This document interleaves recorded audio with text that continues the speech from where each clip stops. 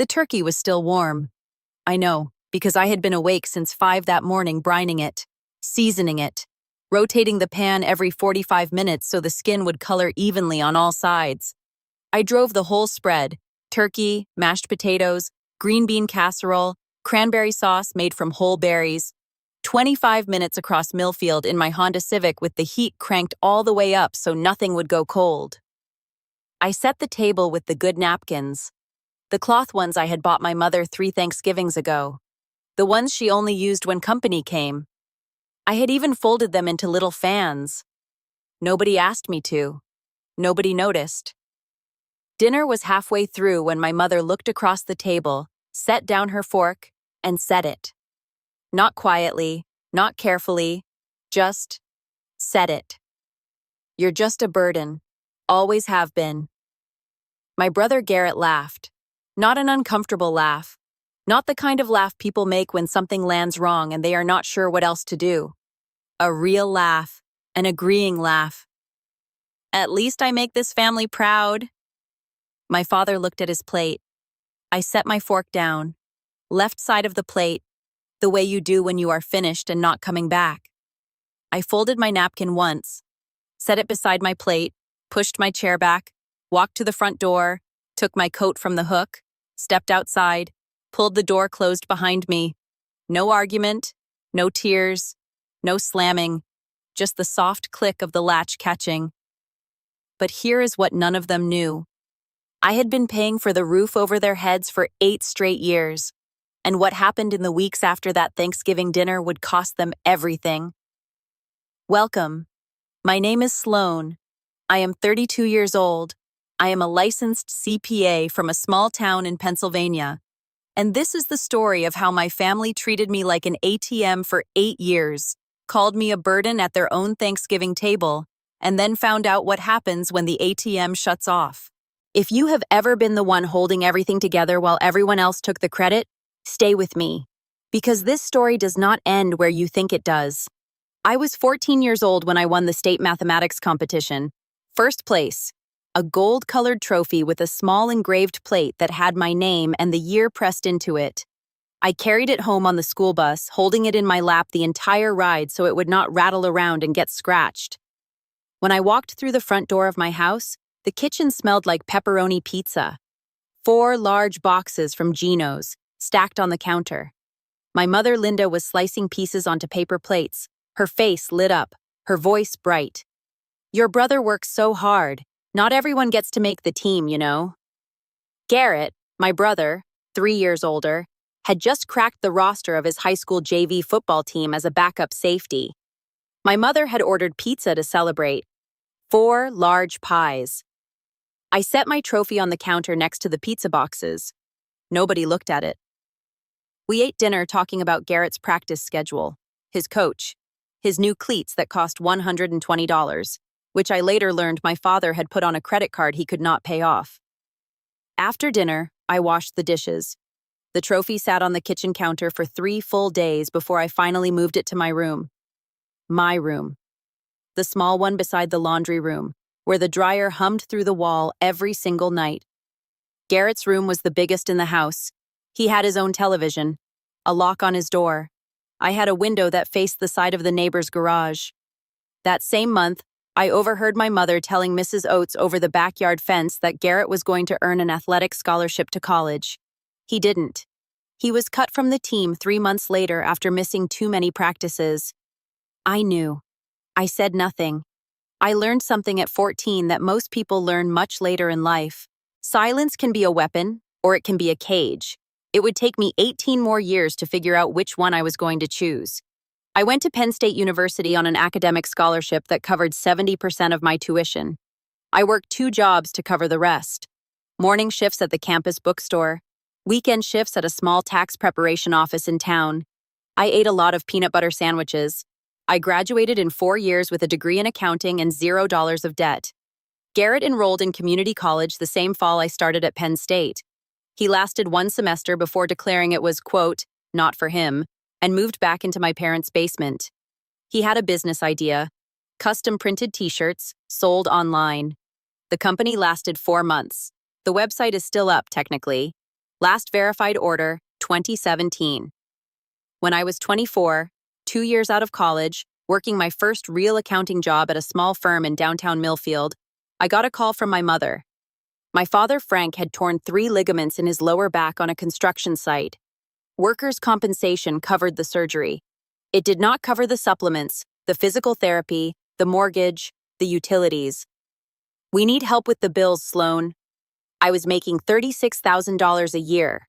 I started sending $800 a month. That was more than a quarter of my take-home pay. I ate ramen 5 nights a week after that. I skipped lunch most days at work. I bought my work clothes at the Goodwill store in Lancaster and hemmed them myself on a second-hand sewing machine I had picked up for $12 at a yard sale. When I asked if Garrett was contributing anything at all, my mother's voice went completely flat. "Your brother is building something, Sloan. You just have a job." That was the first check. 312 more were coming. 8 years is a long time to be someone else's balance sheet. By year 3, I had been promoted to senior accountant at Harper & Webb, the firm where I would spend my entire career. By year 5, I had earned my CPA license. I studied for the exam at night, after full 10-hour days of other people's taxes, and I passed on the first attempt. By year 8, my salary had climbed to $58,000 a year, and I had built a side business doing freelance bookkeeping that brought in another $15,000 annually. On paper, I was doing well. In reality, every single month, I wrote the same 3 checks. $1,200 for the mortgage on the house at 814 Maple Drive. $340 for my father's health insurance supplement. $180 for the electric and gas. Twice a year, I covered the property tax. Over 8 years, the total came to approximately $186,000. I know the exact number because I am an accountant. I tracked every single payment in a spreadsheet. Meanwhile, Garrett's professional history looked like a graveyard of enthusiasm. Venture 1, the custom t-shirt company, dead in 4 months. Venture 2, cryptocurrency trading, lost $8,000 of my mother's savings. Venture 3, a food truck concept that never made it past a mood board pinned to the wall of his basement bedroom. Venture 4, the one he was currently pitching to anyone who would listen at the time of our last Thanksgiving, buying cheap rural lots and flipping them. He did not mention that he had no capital, no lots, and no actual plan beyond a YouTube video he had watched about real estate investing. His financial contribution to the family home over those 8 years? 0. Not reduced, not minimal, not sporadic. $0. Not 1 cent. But my mother's narrative never changed. She told it to church friends, to neighbors, to anyone who would listen. Garrett was going to make it big. Sloan just pushed numbers. That December, a month before the Thanksgiving that would change everything, I stopped at the post office to mail a client's tax extension. On the counter by the stamp machine, someone had left a stack of outgoing Christmas cards. The top one was addressed in my mother's handwriting. The Juergens family holiday card. I had seen it before. I was on the mailing list of people who received it. The photo was taken in front of the fireplace. 3 people. My mother, my father, my brother. I was not in it. I had been paying to keep that fireplace running for 8 years. I was a sponsor, not a member. The church potluck was in October, about 6 weeks before Thanksgiving. My mother had volunteered me to bring 2 pies, apple and pecan, without asking. I made them anyway. I stayed up until 11:30 the night before, rolling out dough from scratch, peeling apples by hand. When I walked into the fellowship hall the next afternoon carrying both pies in a cloth grocery bag, my mother was already holding court near the coffee station with her hand resting on Garrett's shoulder, presenting him the way you'd present a prize animal at a county fair. "Pastor Juan, have you met my son? He is an entrepreneur, working on something really exciting right now." Garrett produced a business card from his back pocket. Glossy, embossed. The company name? Garrett Juergens Enterprises. He was on his 4th venture, buying rural lots and flipping them. He didn't mention that he had no capital, no lots, and no closing experience of any kind. Pastor Juan nodded politely. Someone near the dessert table, I think it was Mrs. Danner, asked my mother, "And what about your daughter, Sloan?" My mother barely turned her head. "Oh, Sloan. She does bookkeeping. She's fine." Fine. The way you describe the weather on a day nobody remembers. I stood next to the salad table with my 2 pies and a paper plate I had not filled. I set the pies down on the dessert table. I picked up my purse. I walked to the parking lot. Nobody noticed I left. On the drive home, I stopped at the Wawa on Route 30 and bought a medium coffee. Black, 2 sugars. I sat in my car in the parking lot for 40 minutes. I was not crying. I was not planning. I was doing something I had done my whole life without ever naming it. Recalculating.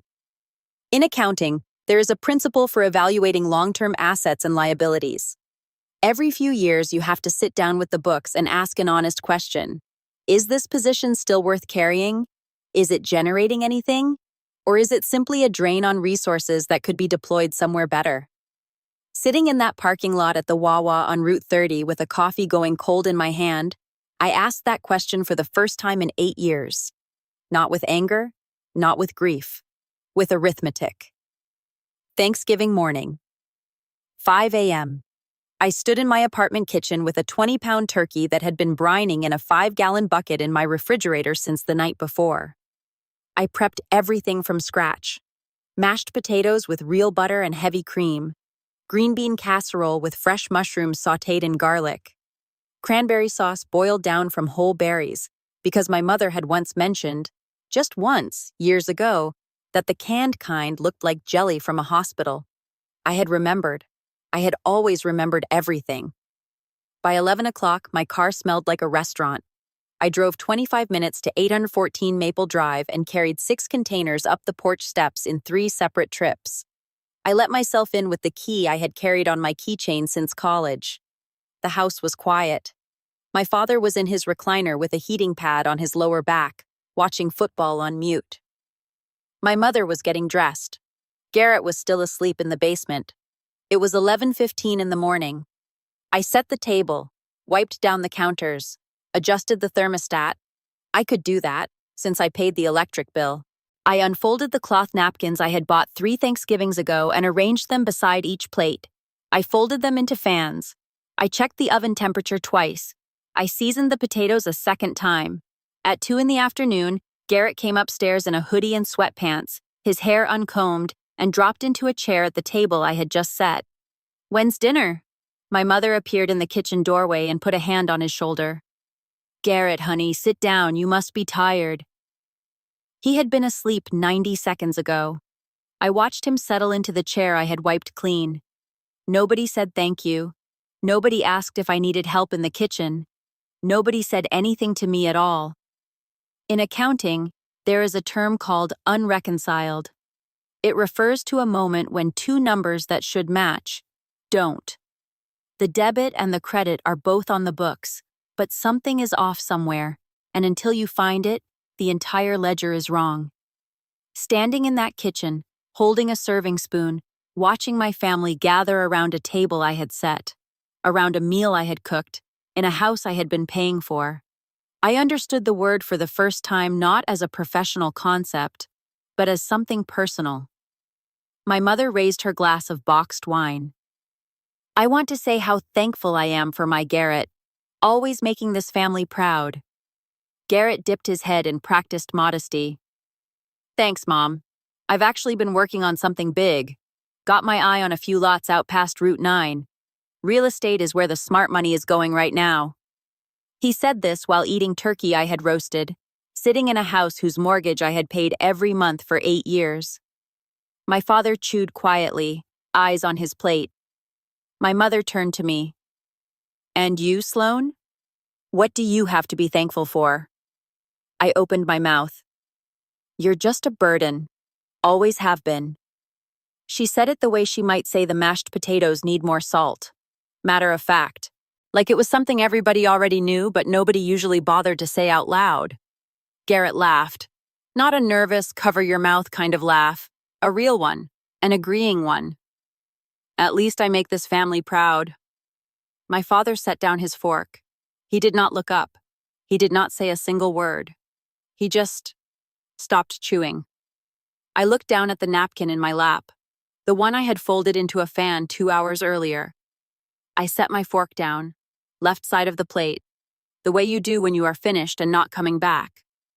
I folded the napkin once, set it beside my plate, pushed my chair back, stood up, walked to the front door, took my coat from the hook, the gray wool one I had found at the Goodwill in Lancaster for $12. Where are you going? My mother's voice was more annoyed than concerned. Dinner isn't over. I did not answer. I stepped outside, pulled the door shut behind me, walked to my car, backed out of the driveway past my father's old work truck with the flat tire nobody had ever gotten around to fixing. I drove 25 minutes home in total silence. No radio, no phone calls, no tears, just the road, the dark, and the sound of my heater running. That was the last Thanksgiving I would ever spend in that house. 2 weeks after Thanksgiving, I sat down on my couch, opened my banking app, and looked at the 3 recurring transfers I had set up years earlier. $1,200 for the mortgage, first of every month. $340 for my father's supplemental health insurance, 15th of every month. $180 for electric and gas. 3 automatic transfers. 3 taps to cancel. I pressed the first one. Confirm. Yes. Second one. Confirm. Yes. Third. Yes. It took less than 60 seconds. 8 years of financial obligation ended with 3 taps and a thumb.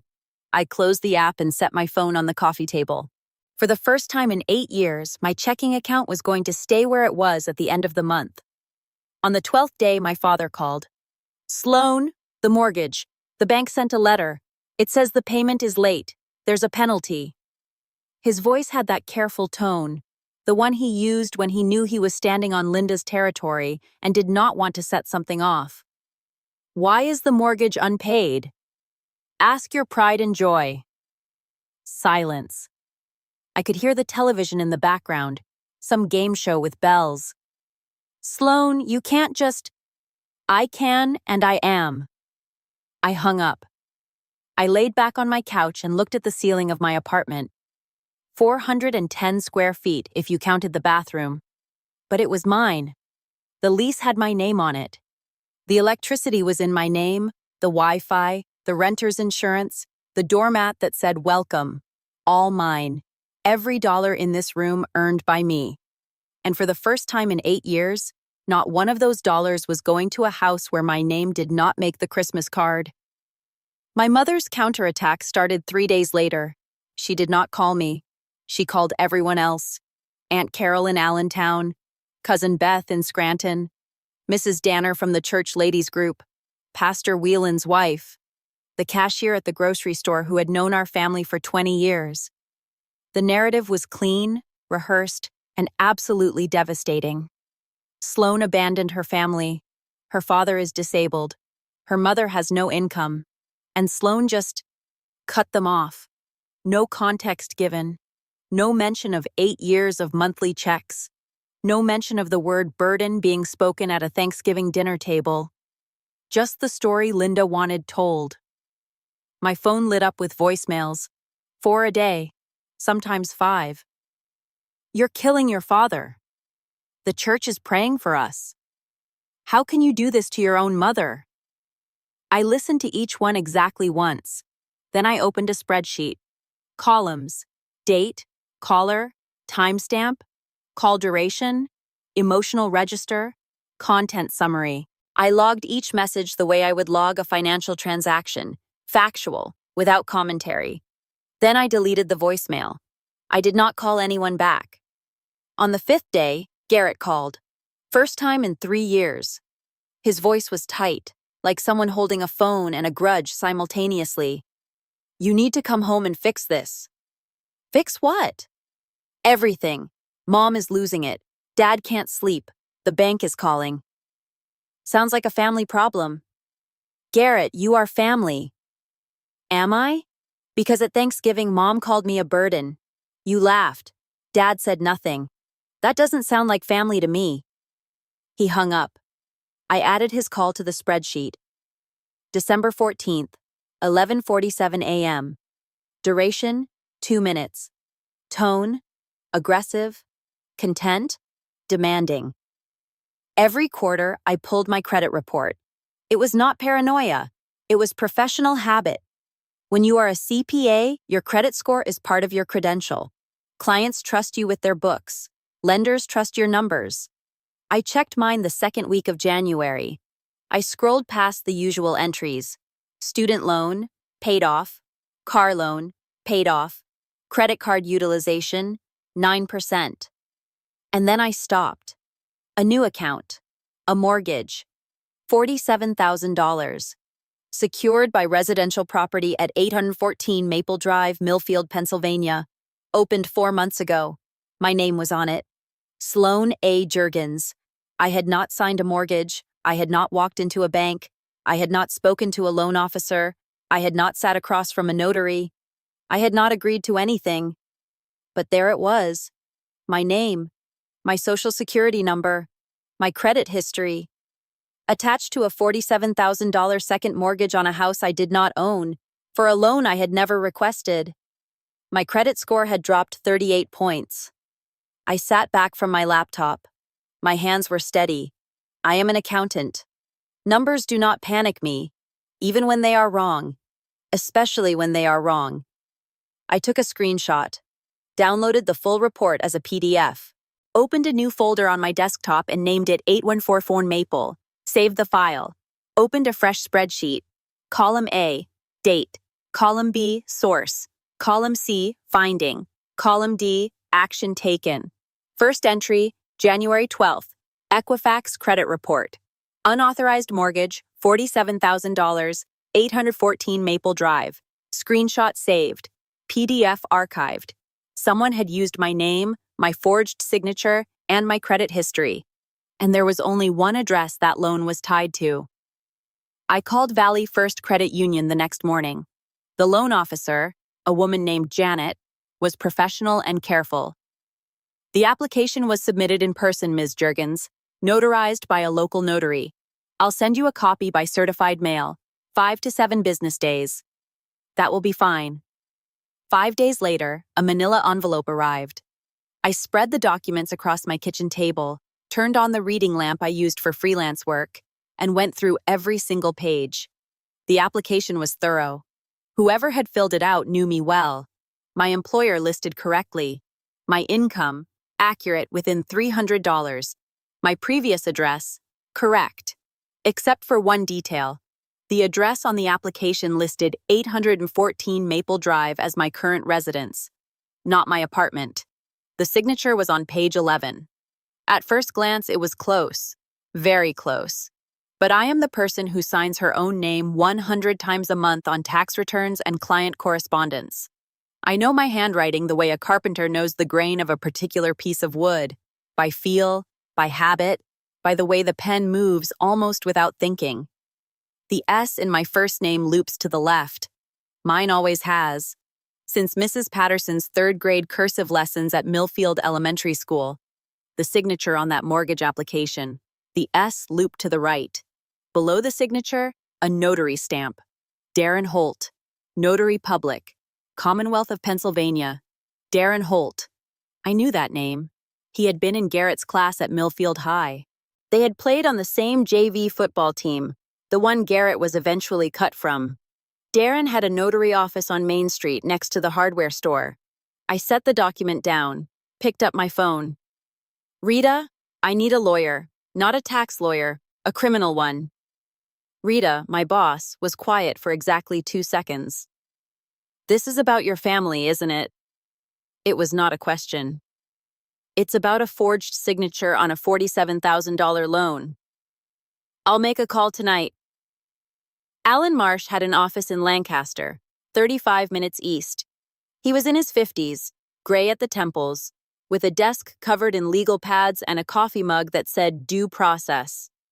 He studied the mortgage application and my CPA license side by side, 2 signatures, 2 different hands, for 10 minutes without speaking.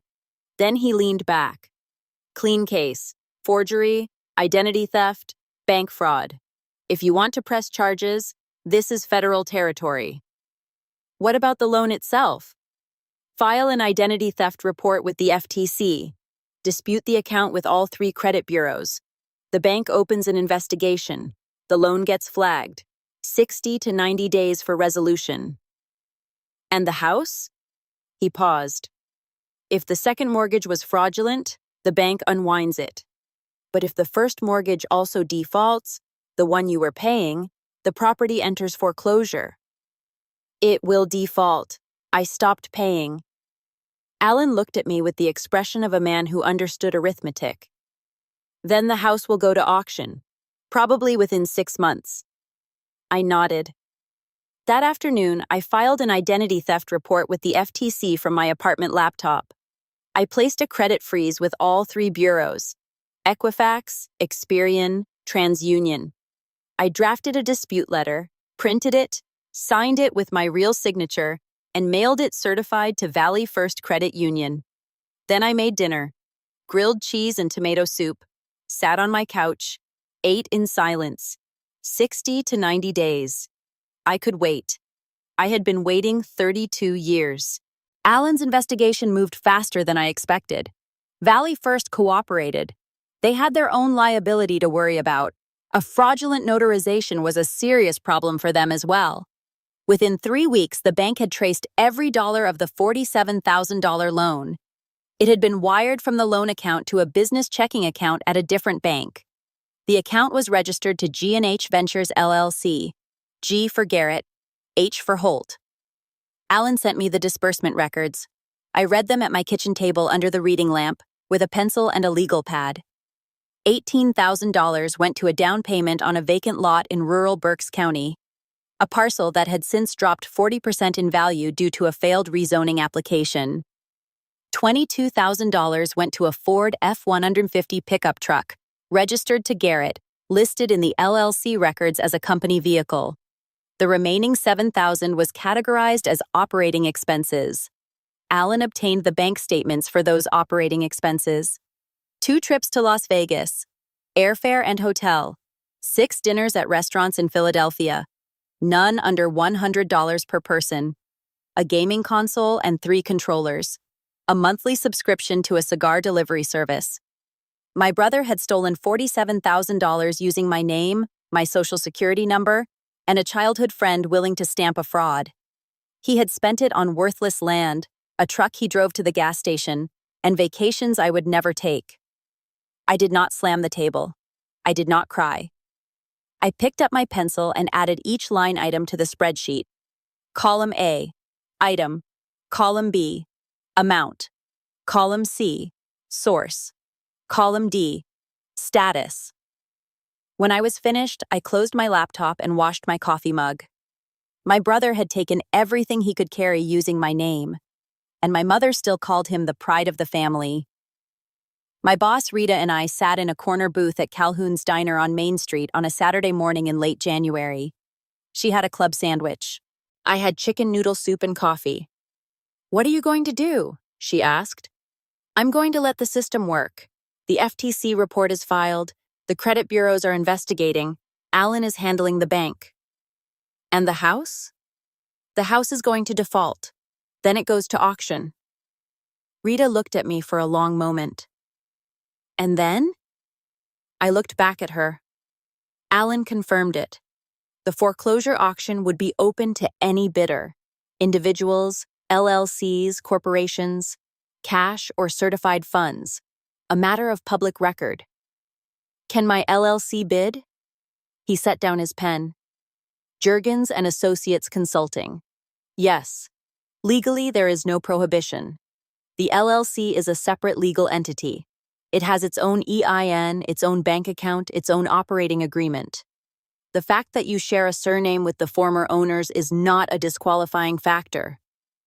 I opened my laptop on his desk and showed him my accounts. Personal savings, $89,000. 8 years of living small, investing steady, and watching every single number. LLC business account, $45,000. Freelance income I had been routing into the company since I registered it the previous fall. Rita had offered to advance my year-end bonus. $8,000. She wrote the check without being asked twice. Total liquid assets, $142,000. Alan looked at the screen, looked at me. You can do this. I know. I have been doing the math since Thanksgiving. He leaned back. When you buy that house, if you buy it, what are you going to do with it? I did not hesitate. Something my mother never did. What's that? Make it a place where people feel welcome. He picked up his pen again. I'll register the LLC as a bidder. You'll need a cashier's check, day of. We shook hands across his desk. It was the most professional handshake of my life, and simultaneously the most personal one. The night before the auction, my phone rang at 10:22. Frank. I let it ring 3 times before I answered. They're selling our house tomorrow. His voice was stripped down. No diplomatic cushion, no careful navigation of Linda's feelings, just a man losing the only thing he had left. I know, Dad. 39 years in that house. Your mother and I brought Garrett home from the hospital to that house. Brought you home to that house. I fixed the porch railing twice. Replaced the water heater in 2011. Planted that maple in the front yard when your mother said the street looked bare. He was listing things the way people do when they are trying to hold something together by naming all of its pieces. Is there anything you can do? There is nothing I am willing to do. He heard the difference. I know he did, because he went quiet for 7 seconds. I counted. I understand. Then, I'm sorry I never stood up for you. I wanted to, every single time. I didn't. I know, Dad. More silence. The kind that sits between two people who have run out of ways to disappoint each other without meaning to. Your mother is sitting in the living room right now, won't turn on the lights. She's been there since 5 o'clock. I closed my eyes, not from sympathy, from recognition. I knew exactly what it felt like to sit alone in the dark in that house. Good night, Dad. Good night, Sloan. I set my phone down, laid out my navy blazer, the one I had bought for my CPA licensing ceremony at the Harrisburg Convention Center. I had invited all 3 of them. None of them came. My mother said she had a headache. My father said he could not sit that long. Garrett did not respond to the text. I ironed the blazer slowly, pressed each crease flat. Tomorrow was not about revenge. It was about accounting. And I was very, very good at accounting. The county courthouse steps were cold at 9 o'clock in the morning, late April in Pennsylvania, and the air still had that raw, damp bite. 38 degrees, gray sky. The kind of morning where your breath makes small clouds that disappear before you can finish a sentence. I arrived at 8:45, navy blazer, hair tied back, manila envelope tucked under my left arm, cashier's check sealed inside it, $118,000, payable to the county clerk. Alan Marsh walked beside me in a charcoal suit, briefcase in hand, bidder paddle number 14. We did not speak. Everything had already been said. I scanned the crowd gathering on the courthouse steps. 15, maybe 20 people. A few real estate investors in fleece vests, clipboards in hand. 2 neighbors I recognized from Maple Drive. Mrs. Pauline Oates stood near the flagpole in a green wool coat. She had lived next door to my parents for 31 years. She had watched me grow up. She gave me a small, deliberate nod when I caught her eye. Pastor Juan stood at the edge of the crowd with his hands in his coat pockets. And then I saw them. My father leaned against the iron railing at the bottom of the courthouse steps, one hand gripping the rail, the other pressed against his lower back. He was wearing his old canvas work jacket, the one with the torn pocket he had never gotten around to mending. He looked smaller than I remembered. My mother stood beside him in the burgundy wool coat I had bought her 3 Christmases ago. Her hair was done. Her lipstick was on. Even here, even now, she dressed for the public.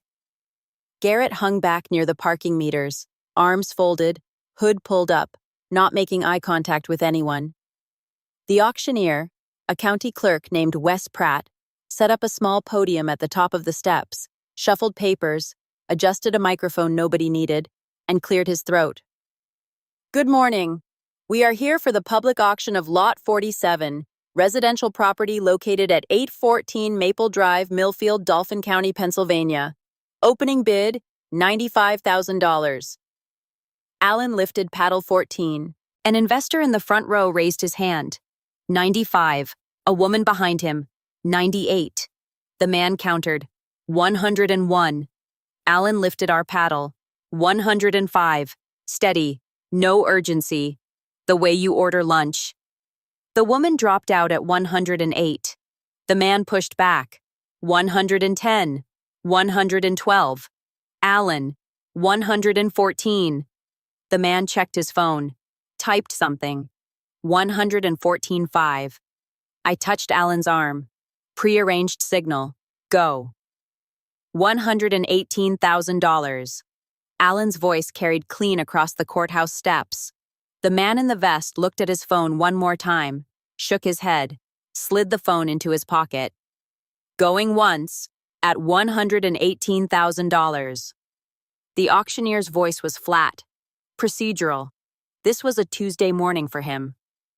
Going twice. Silence. No other paddles. Sold to bidder number 14, Juergens and Associates Consulting LLC. My mother's head snapped up. The name hit her the way certain words do, not the meaning at first, just the sound. Juergens. She scanned the crowd. Garrett stepped off the curb, arms unfolding. What? Who? My father did not move. He stood at the railing, staring at the courthouse steps as though he was reading something written in the concrete. The auctioneer continued. Bidder 14, please approach with payment and identification. Alan stepped forward. My mother pushed through two people to reach the podium. Who is that? Who bought our house? Alan turned. Professional. Composed. My client, the owner of Juergens and Associates Consulting. Juergens, that's our name. Who? And then I stepped forward from behind Alan into the space between my lawyer and my mother. Navy blazer, hair tied back, manila envelope in my left hand. Hello, Mom. My mother stared at me. Her mouth opened, closed, opened again. The burgundy coat I had bought her seemed to tighten across her shoulders. Or maybe she was just pulling herself inward. You bought our house. Juergens and Associates Consulting purchased this property at a public foreclosure auction, legally, with documented funds that I earned over the course of 8 years. I held up the manila envelope. Every payment verified, every dollar accounted for. I'm an accountant, Mom. It's what I do.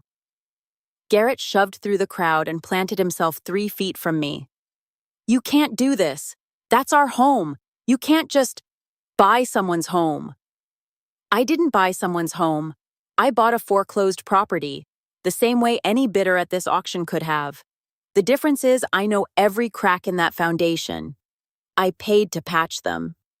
My mother's voice climbed. After everything we did for you, what did you do for me? Not yelling, not accusing, just asking. The way you'd ask someone to clarify a line item on an invoice. Name one thing, Mom. Just one. She opened her mouth. Nothing came out. I'll name some things I did. 312 mortgage payments. 8 years of health insurance for Dad. Utilities every month. Property tax twice a year. $186,000. From the daughter you called a burden at your own Thanksgiving table. The crowd had gone completely still. Mrs. Oates had her hand over her mouth. Pastor Juan had taken off his glasses and was holding them at his side. Garrett lunged. My father grabbed his arm, faster than I had seen Frank move in years. Give it back. That's our house. You can't take it. I didn't take it. You lost it.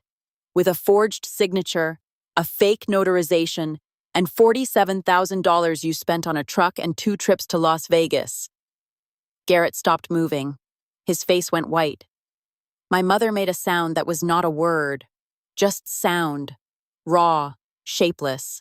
The kind of noise you make when every version of the story you have been telling yourself collapses at the same time. I pulled a single sheet of paper from the manila envelope.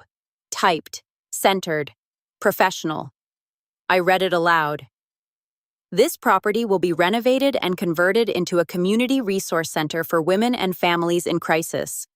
The facility will offer transitional housing, financial literacy workshops, legal aid referrals, and family counseling services. I looked up from the page. The crowd was watching. The Millfield Family Center.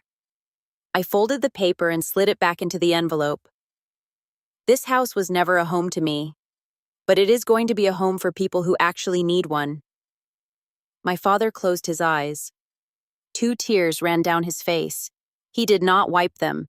He just stood there with his hand still on Garrett's arm, eyes shut, like a man standing in weather he cannot get out of. Mrs. Oates stepped forward from the edge of the crowd. "I'd like to volunteer." Then Harold Gregg from the church. Then Martha Benton. Then a woman I did not recognize. Her name, I would later learn, was Denise. A mother of 3 who had left an abusive marriage the year before and was still trying to figure out where to land. My mother stood alone. The crowd had shifted. They were no longer around her. They were around me. Before everyone dispersed, my father found me at the bottom of the courthouse steps. He stood with his hands in his jacket pockets, watching me the way you watch a plane take off when you know it is going somewhere you cannot follow. He reached into his jacket and pulled out a folded piece of paper. Old, yellowed, soft at the creases, like it had been opened and refolded many times. "Found this in the attic last week. Was going to throw it out before the bank came, but I kept it." He handed it to me. I unfolded it. State mathematics competition. First place. Millfield, Pennsylvania. Sloan A. Juergens, age 14. The night nobody celebrated. The night the kitchen smelled like pizza and the trophy sat on the counter for 3 days. He had kept it. For 18 years, he had kept it. "I was proud of you," he said. "I want you to know that." I looked at the certificate, then at him. "Goodbye, Dad." I folded the certificate and slid it into the inside pocket of my blazer, the one closest to my chest. Then I walked to my car and did not look back. 3 months passed. Spring turned to summer. The legal system did what legal systems do, slowly, procedurally, without passion. Garrett was charged with identity theft and bank fraud by the county district attorney. He took a plea deal, 18 months of probation, a permanent felony on his record, and full restitution, $47,000, paid over 5 years through garnished wages from the warehouse job he finally had to take. $12 an hour. Loading pallets at a distribution center outside Lancaster. No business cards. Darren Holt lost his notary commission permanently. The Pennsylvania Department of State revoked it after the bank confirmed the fraudulent notarization. He was fined $5,000 and barred from reapplying. My mother and father moved out of 814 Maple Drive 2 weeks after the auction. My mother's sister Carol took them in temporarily. Carol asked them to leave after 2 months. "Too much drama," she told my father later. They moved into a 1-bedroom rental in Lancaster. My father got by on disability. My mother took a part-time job at a fabric store, cutting material, working the register. Her first paying job in 26 years. The house on Maple Drive was gutted and rebuilt over the summer. I used $50,000 from the LLC, $40,000 from a community development grant I applied for through the county, and $10,000 from Rita, who wrote a personal check the day the renovation plans were approved, without being asked. New walls, new floors, new paint. A reception desk in the front room where the Thanksgiving table used to stand. 4 transitional housing units upstairs where the bedrooms had been. A meeting room in the basement, Garrett's old space. The Millfield Family Center opened in March. The walls were light gray now, not the dark wood paneling Linda had never let anyone change. The floors were new oak laminate, clean and even. Above the reception desk, a banner. "Everyone deserves a place at the table."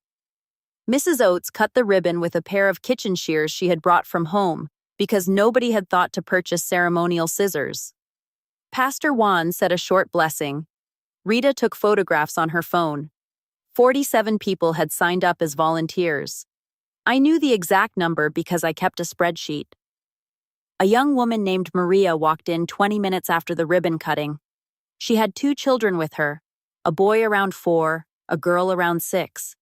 She asked about transitional housing. I sat down with her at the reception desk, pulled out the intake forms, and began asking questions. Name, current living situation, number of dependents, emergency contact, the same way I would fill out a client's tax intake. Calm, professional, thorough, but different. This time, the numbers meant shelter. They meant someone sleeping in a real bed tonight instead of a car seat. They meant 2 children waking up tomorrow in a room with a window. I glanced at the wall across the room, where the family Christmas photo used to hang, 3 smiling faces in front of the fireplace. There was now a framed copy of the center's mission statement, signed by every volunteer, 47 signatures, all real. I learned something in the years after Thanksgiving that I could not have learned any other way. The heaviest thing you can carry is not someone else's mortgage. It is not someone else's health insurance or their utility bills or their property taxes. The heaviest thing you can carry is the belief that you owe your life to people who never once said thank you. I carried that belief for 32 years. I set it down on a cold April morning on the steps of the Dauphin County Courthouse. And what I found underneath, once I stopped carrying it, was not emptiness. It was just me. The version of me that had been there the whole time, doing the work, keeping the ledger, waiting for the math to balance. 312 checks, 1 forged signature, a Thanksgiving napkin I folded into a fan and never picked back up, and a house that went from a place where I was invisible to a place where the people who walk through the door are seen from the very first step. If you have ever been the quiet one holding everything together, the one nobody celebrated, the one who sent the checks nobody thanked, the one whose name did not make the Christmas card, then you already know what this story is about. You were never the burden. You were the foundation.